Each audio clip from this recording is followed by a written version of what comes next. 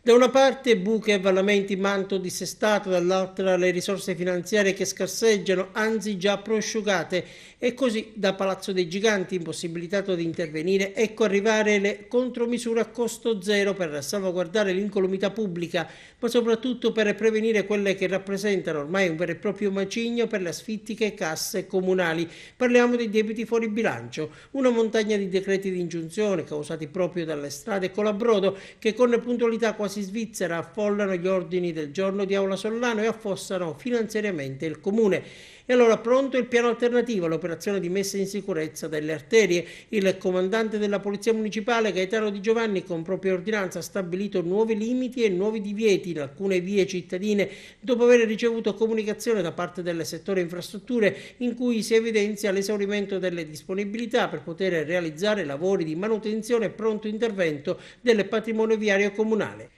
In particolare è stata ordinata l'apposizione di un segnale di pericolo generico con l'indicazione di avvallamenti, buche, strada dissestata e limite di velocità massimo consentito a 20 km/h lungo il viale della Concordia.